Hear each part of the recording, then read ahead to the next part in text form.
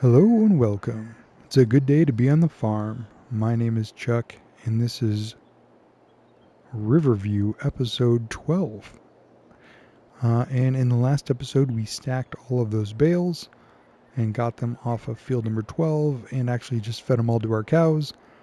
And now it is November, and we need to find out what we're going to do with those two fields, 9 and 10, that we prepared. We parked up our cloths with the I'm forgetting the name of what this is. A forage wagon. And we're actually going to take the Massey Ferguson now that's got our planter on it that still has some seeds in it. So we're going to go ahead and close this one down and open this one up. And if I remember right, let's check the planting schedule here. In November, the only thing that we can plant is grass. But you know what we need for cows? We need grass. So rather than leaving those two fields barren all winter with nothing on them, I figure I might as well get some grass planted now. Then we can, let's back up now that we're out of there. We'll get some grass planted now, and then we'll at least have something growing on them. And then we can decide if we need to plow any of these under later in the year or not. So again, these are our two fields, 9 and 10, that we had already prepped, and we took to this stubble tillage, and we also limed them and fertilized them, so they should be good to go. Let's just check that in our zoom in here, and we'll go to, so they're both at 50% now. This one is at 60%. This one was only at 52, so we'll see if these two also go up to 60% when we get them planted. Interestingly enough, the two fields we harvested grass off of once are now at 35%, so we'll see how that goes. But pH value is great. Soil information for nitrogen is also well. We've got harvest information here for the yield. For some reason, it erased our yield information on field 10, but that's okay. And that's about all we know at this point about the field. So let's see if we can get that environmental score up a little bit by getting these planted, and we'll go from there. So again, grass is the only thing we can plant right now, so I think that's what we're going to go ahead and do. So we'll go ahead and flip through all the different things. I believe that is grass, that little icon down there in the, I can't really point at it, in the lower right next to our 1,540 seeds, or our 85% seeds. The little icon to the right is what that looks like. And let's just go back to our planting schedule. And yeah, grass is the 4 blades, so that should be good. We could also plant oilseed radish and then plow that in, but no, I mean, that doesn't make any sense for me for what we're doing here. So we're going to go ahead and just start on field 10 and work our way around. Seems to be plenty of room to turn around up here. So I think this is just going to be your kind of straightforward planting experience. There's really not much to it. There's that tree we'd have to watch out for down there, but that's the only thing. So we'll go ahead and get to here, turn that on, lower that. And we're at 180 already, so we're just going to back up a little bit and see. Does that look like we're planting? The seeds are coming out.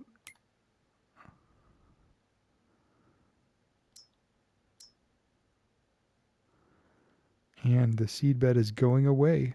So I think that's planted.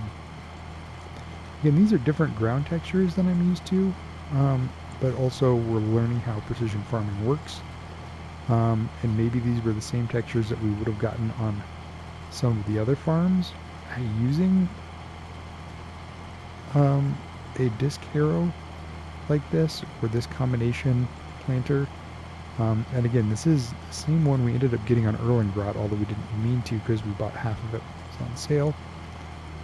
in the sales, but I had a big planter in that one, and we might upgrade to a big planter eventually in this series as well. Number one, just to plant a little bit faster, but number two, because just these ground textures are different. But no, this is not the same thing that we had even when we were doing this field down here with the wheat, because it was cultivated, and we could see that it was cultivated, and so it just made a different texture. I think this planter just does not change the texture significantly from what you're planting, which makes it a little bit harder to see, which is fine. It's not that big of a deal, but it is just not what I was expecting. So again, there's a lot for me to learn about precision farming and some of this equipment, and that's the thing about this game. I've played well over 100 hours, probably getting close to 200 hours of this game so far, between 8 different maps. This was my 7th map. Riverview was Somerset Farms, which is my other series that just started. That one is the 8th map I've been playing on. So I've tried out a lot of equipment, doing a lot of different things. Ooh, this is kind of tough uphill right here. Maybe I should be going across. I don't think so. Also, I'm missing a tiny little strip there to the right, so that's not great. But so this is my 8th map. I've tried out quite a few different things, but there's still equipment I haven't tried, and there's still different planting processes and different yeah, you can see it a lot better from this angle to see where you're planting, where you haven't. I guess it's different. It didn't look as different as I was expecting, I guess. So anyway, but like I was saying, I've tried out a lot of equipment, but this game has so much to offer, because each piece of equipment maybe does the same thing but slightly different, or different types of equipment, or different ways that you can prepare the soil to plant, but yet you're still preparing the soil and you're still planting, and you're getting to the same end result, which is that grass will be growing on this field, or whatever crop we would have planted here, just like we've got wheat and barley planted on 7 and 8 now, and we could have done that 10 different ways, but the way that we did it resulted in a environmental score of 60. And that's where the precision farming comes in, because I don't know exactly what equipment is best for what we're trying to achieve, but we're working with the equipment that was given to us on the map. Then we're going to just sort of play around with that on the fields, see what happens, see if there's different pieces that we want to add or take away from, or whatever we might want to do to just kind of expand on what we've been doing so far. So that's one nice thing, is the equipment. You know, as you're doing it, you get to try out different things, and you'll get different results, and there's no necessarily right or wrong way. We are just going to try to see what we can do to get that environmental score as high as we possibly can, and then once we achieve that goal, then we're going to go for efficiency probably, if we get that far, which I never do. You know, I'm terrible at keeping things going long term, because I just want to try something new. So like I said, I've played 8 different maps now. I haven't really made it 5 seasons into any of them. I don't know why 5 is a magical number, but I mean, I think it takes about 5 seasons to figure out your farm, exactly what you're doing, the rotation you want, how to kind of make it work with the equipment you have. By 5 seasons in, you should have all the equipment that you need. You should be profitable by that point. So, I mean, I think that is a good goal to, by year 5. And I think that's where kind of your loan will probably be paid off. And so you'll be turning a much bigger profit, so you can expand the farm as much as you want for the equipment that you have. Like this farm has technically 6 fields if you count the 2 cow pastures. With the equipment that we have, which we have a ton of equipment, but we don't have big equipment. I don't know that I would want a 7th field or something different with the same equipment that we have here. Now, if we wanted to get more equipment, or bigger equipment, I guess, trade up some of this stuff, then yeah, we could certainly take on these fields. And like there's, for example, this field like 19 here. Like 13's nice and it's plowed and it's ready to go, and we could take that on and it wouldn't really affect too much. But if you went over to 14, gosh, or field 19 here, there is no way we could do that with this equipment. I mean, I could plant that 3 meters at a time, but it would take me 3 or 4 hours, and nobody wants to watch that. I don't even want to play that. Like, um, I these fields are a nice size because I can get them done in what I'm going to say is a reasonable amount of time, but it doesn't take all day. Like my Calmsden series that I was doing, which was just sort of me playing around with editing different things and kind of what I could do to try to figure out what I liked to do for content creation. Those fields were huge, and we had big equipment, and they still took a long time. So, I mean, I can't even imagine trying to do one of those with 3 meters. But, that worked for that series. I made it successful by adding in some time lapses, doing some jump cuts, slowing time down to ×2 or even real time for a little while, just to get things started on that one. So again, there's ways to do it to make it work, but I just kind of like these shorter days, and so I guess smaller fields are more conducive to that.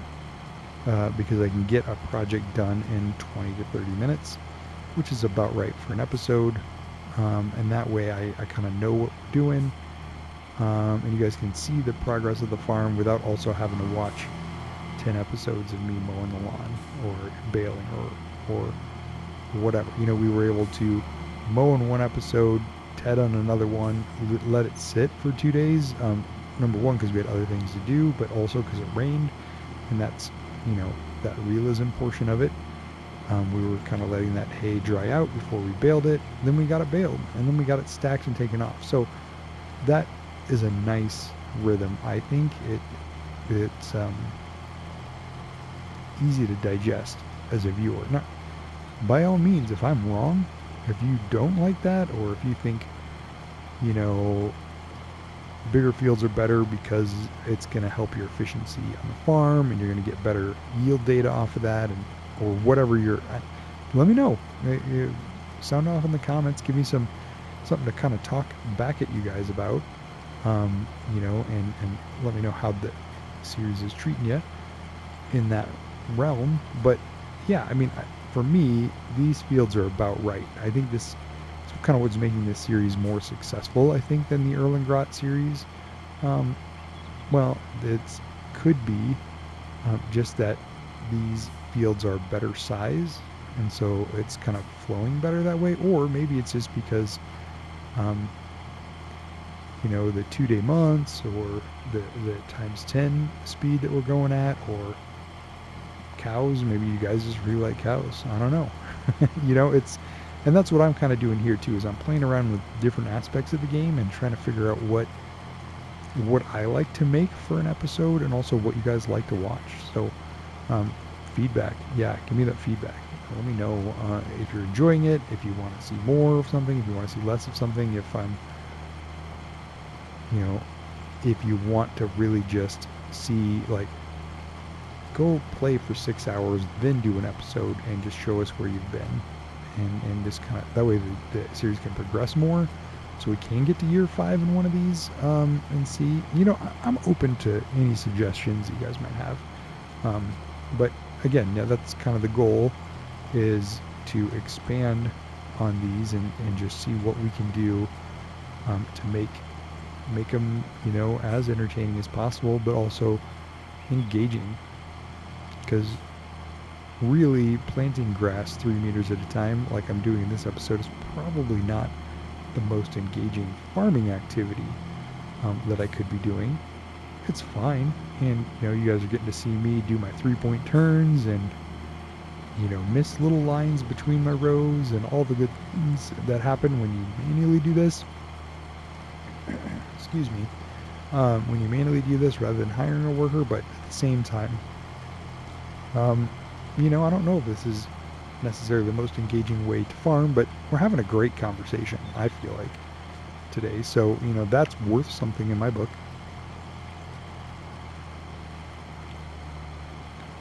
Sorry, my throat was getting dry. I needed to grab a drink. So, yeah, I mean, having conversations and just kind of seeing what we can get done, and also just talking about where I'd like to see the series go. That's what, to me, makes a series go, makes a series successful, or maybe not successful. If I was just doing the same thing or talking about like, well, we're gonna make this turn here, and we're gonna go from 14% to 16% complete on this field with this row and whatever. I mean, I don't know. I don't even know how you would do that. But I could be very technical, and this could be very educational about how the game functions, because this is a simulator, and it's not everything is super accurate or realistic, but you do get to try out a lot of equipment. You get to see what things do, and you get to mess around with the different field states, and I enjoy that. But I also enjoy, trying to kind of break the limits of, we're going to do the same thing every time. Like, I like to try different things, and honestly, I like to fail a little bit. Succeeding is great, and I'm glad they do, but I learn more when I make a big mistake, or we go, oh, we should have done this instead, to try to get that extra couple of percentage points, or whatever, or it would have been better if we had held our grain to sell in this season instead of that season, or who knows. I mean, there's lots of different things that you can do in a game like this, and you can really try out a lot of different stuff too. And I've been rambling is what I've been doing, but like when we're coming up this hill, it's a little bit steep, and we're slowing down to about 5 miles an hour. But you know what I forget to do every time? Look at how fast we're going when we're going down the hill. So I'm going to try to pay attention this time, unless I get rambling again, but to try to figure out what our, like we're going 6 miles an hour normally when we're planting. So really 5 miles an hour isn't that bad uphill. I was like, if we're really going from like 9 miles an hour down to 6 miles an hour because of the hill, then we should maybe consider doing the other field horizontally instead of vertically. Now, I hate to do that because, oh, we're missing a strip again. How did we get off that far? Anyway, I hate to do that because then it's like twice as many 3-point turns, and it's just going to take longer, so we're losing some efficiency, but we'd be gaining some efficiency by going faster, but that doesn't seem to be the case. The difference between 6 miles an hour and 5 miles an hour for planting is negligible, and we're not having to do as many 3-point turns because we are doing longer strips. So, it's probably, I don't know if someone's counting, that would be a really weird thing to do, but hey, you know what? Some people do pay attention to stuff like that more than I do, to see how many strips it takes, or how many up and downs it took to plant this field. My guess is about 20. But I don't know how many I've done, or how many I need to do, or if there's an easier way to calculate this looking at that field data. Like, for example, in here, we know that we can actually select this field, and it is 1.08 hectaacres, and it's counting our seeds and calculating our costs on here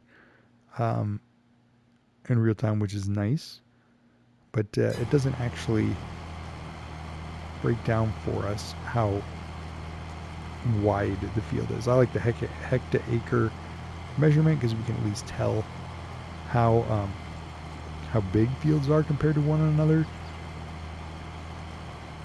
but it doesn't give me a dimension. And that's what I thought. Maybe somewhere in that precision data there was actually like this is so many meters wide, and then we could just divide that by 3 because we've got a 3-meter planter. But no, you literally would have to sit here, watch this video, and count the number of strips up and down the field, which please don't do that. That is ridiculous. I was just curious, and maybe when we start the next field, if we're paying attention, we can try to count it as we're going, but that's never going to happen because I'm going to forget. Because we'll be talking about something random like I am now. So anyway, but that's what I like about the game. That's what I like about this setup, precision farming in general, and just trying out different maps too, to try to see what we can make efficient and what we kind of like to do. And I think this size field fits well for this type of series. Now, it is November 2nd, so we cannot plant grass in December, and it is 2:11 in the afternoon, but these are getting to be long shadows already from these trees. I might have to turn the lights just to see where we've been when I'm turning around down here. So I don't think we're going to get field 9 planted as well today. It just doesn't seem realistic without, I don't know, hiring a farmer to continue to do it after the sun goes down when I can't see the lines. Let's see, go like that. Yep. Turn on my headlights. I was thinking about turning on the rear lights, but I don't think it's quite dark enough for that. Or slowing down time to make sure that we have enough time to get the other field done, and I don't really feel good about that either. So, excuse me. I think this is probably going to be it. We're going to probably plant this field in November, and then it's going to be December, and we're probably going to have to skip a couple of months because there's not going to be a ton going on. We've got our cows fed. We've got straw for our cows. We've got feed for our chickens. There's not a lot of field work left to do. Field 9 is prepped to be planted, but cannot be planted yet. Grass does not grow in December, January, February. And we've got 2-day months. So really, there's not a ton for us to do. If we had equipment we wanted to swap out, this would be a good time to do that. If we wanted to mow the headlands, or not headlands, but the margins around the fields, we could do that, but honestly, it kind of messes up the map when you're looking where you're fertilized and where you haven't been fertilized, because it just looks like everything is part of your field. I don't like that either. And we're going to have plenty of grass between the two cow pastures and then this field over here, which I know is the goal. So don't get me wrong, I understand why we want plenty of grass, and that is kind of what we're shooting for. But I don't think we need to go mow the margins at this point. So crop-wise, we're going to be doing just fine. So we'll take another look at the equipment here at the end of the day and see if there's anything that we want to buy on sale. That's going to be the other big thing. We need to pay attention to the sales over the winter, even if we are skipping days, just to see if some new equipment is coming out that we might want to purchase, and if we need to sell any equipment to raise funds to do that. So, there's still stuff to do, but it's not the kind of stuff like this that's going to take a full episode. There's not, content to fill, 20 to 30 minutes of me planting grass on a field like this. So we'll skip some days, we'll check the sales, we'll talk about what we want to do next. We need to figure out what we want to plant in field 9, what might be beneficial for our animals. And we can actually take a little bit of a tour around some of the surrounding fields and maybe take a look at what we might want to, with that long shadows. Now it's getting pretty dark. Let's turn on all the lights, even though it's like 2:45 in the afternoon, but these shadows from these trees. So anyway, that's kind of what we're doing here, and what we kind of expect in the next couple of episodes. And then it'll be spring all of a sudden, and then we'll be super busy because we'll be having these winter crops come ready for harvest. Well, that's more summer, but you know, it comes up on you quick. We need to plant whatever we're going to plant on field 9. We're going to need to mow the cow pastures again. And if you do it right, if you get on them right when they're ready in the beginning of the year, March probably, maybe even February if they look like they've grown. So that was a terrible 10-point turn just trying to get lined up. But that is an option, that we mow 3 times a year. It would be kind of the goal. And again, when you're doing cattle like this, a lot of what you're doing is just feeding those cattle. That's kind of what the series will end up being, is a lot of grass work, because there's not a lot of other work that we need to do until we're ready to start, transporting the milk, or getting more cows, or messing with the manure and the slurry. Like, that might be interesting, and that would be a little different. We could use that to help some of the pH levels that we've got from our fields already. That was kind of a weird, that tree was right where I needed to go, so kind of swerved at the last second to try to accommodate getting around that tree, which kind of worked. Now I can't see my line. I guess here. Doesn't really matter. I mean, it does, but it's not a big deal if we're off a little bit. The effect on the yield won't really be, it'll be negligible. You won't be able to tell. Well, shoot, if we would have just drove around that tree better, we would have gotten $2 more out of our harvest. I mean, maybe. But I think, we missed a line over there a little bit. There's just some gaps between where we had planted and where we weren't. And here we're overlapping quite a bit, but that's okay. We were just trying to find the right space for getting planted. So yeah, like I said, negligible. We'll see what we need to do. I don't know, that'll be one strip for sure down. I don't think there'll be another full strip going up. So we might just stop this field a little bit early. Though it is grass, and I don't like how grass looks when you don't plant all of it, because then you get this strip of dirt that's just not growing anything, and it looks weirder. Then this is going to look pretty good once the grass is up and running. So, but that is not a very big line. So maybe we won't just, let's kind of plant that almost all the way over. So I think we'll call that good. Are we really going to run up here for this strip? Maybe we should. You can tell me if you guys would do that. Like, if this was your farm, would you come back and run a full length just for a tire's width over there, or would you just kind of let it be? Because I think I'm just going to let it be, and we'll see what it looks like. And if you guys hate it, because I can't, some people are a little more OCD than I am, and they want everything to be perfect. Or at least lined up. It doesn't have to be perfect, but... And I get joy out of that too, like when I hit the end of the field exactly right, that feels good, where I don't have to mess with anything, and you're feeling confident about what you got going there.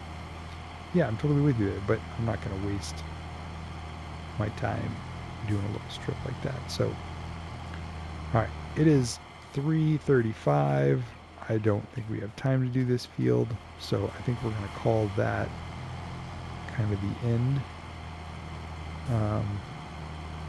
of this portion of the episode and what we're going to plant. We'll leave that field open for whatever we're going to need it for come this spring, and we'll get something planted in there as well.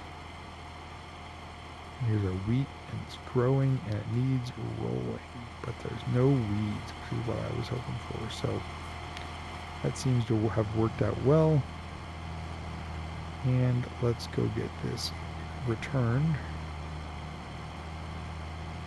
And then we will just check a couple of things real quick and see if there's anywhere else we want to get some work done today. Or if we're ready to skip over to December and start taking a look at some of these prices. And we're going to take it the long way around so we don't drive through our hedges. I know I do cheat and use that sometimes, just because I'm in a hurry. So when we've got a little bit of time, or when we're just trying to finish something off like this, I like to try to drive as realistic as possible to get our equipment back there and turned in. And by turned in, I mean parked. Like, we shouldn't need to plant anything for a while, so we can probably actually leave this planter right here.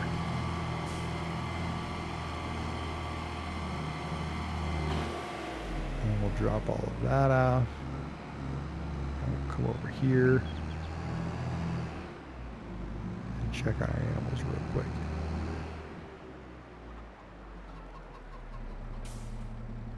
So first off, it tells us 100% health, 153,000 liters, no milk, got some slurry, some straw, doing all right. Same numbers in here. And our chickens, 100% health, 12,000 liters of food, not as much as I would have hoped for, but I think we'll be all right. And this pallet is getting to be almost full, but not quite.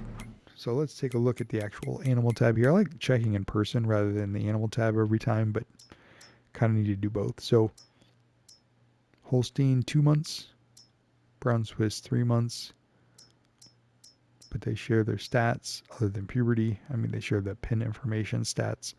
Straw's red, but looking okay. Hay is yellow now, but still under half, and that's at 150,000. But we're doing just fine there. And then for chickens, yeah, they got grain. They're healthy. It's fine. All right. In that case, let's run up here and get settled in. Oh, we got to check the deals. Don't let me forget to check the deals. We're going to check the deals before we go. So we'll leave those on. We'll jump out of here and check our deals. So yeah, this is a shallow cultivator, but it's big. 450 horsepower though, yikes. It's a nice spreader. This is a header, I think for sugar beets or potatoes, as is this, a header for a forage wagon or a large harvester. Yeah, the only thing that interests me at all is this cultivator, but we don't need it. It's fine. 14 meters is great, but we're doing just fine. We're not even cultivating right now, so I think that's fine. So let's go ahead and we'll sleep until 9 o'clock in December, and then we will probably wrap up the video there. But while we're waiting for the day to pass, let me just say thanks for watching, guys. I really appreciate it. Give it a thumbs up if you liked it. Subscribe if you haven't yet. Ring that bell if you want notifications every time a new episode is posted. And I do appreciate you guys watching. All right, so we're to December. Looks like we're going to get some snow today. Oh, okay. Got a plow. 160 horsepower plow. A manure spreader. That's a good deal. And the Wilger. I mean, that's a fine deal, but we don't really need another tipper. This, on the other hand, though, a manure spreader. we're actually collecting manure from our cows. So to have one available for this cheap is tempting. But I'm not going to buy it right now. Let me know in the comments below if you'd like to see me buy it, and we'll grab it in the next episode. If not, we'll let it pass and we'll go from there, because technically we can't afford it. It's 18,000. We have 14,000. But anyway, I'm going to end the episode here. Thank you guys so much for watching. I appreciate it, and I will see you guys in the next one. Have a good night. Bye-bye.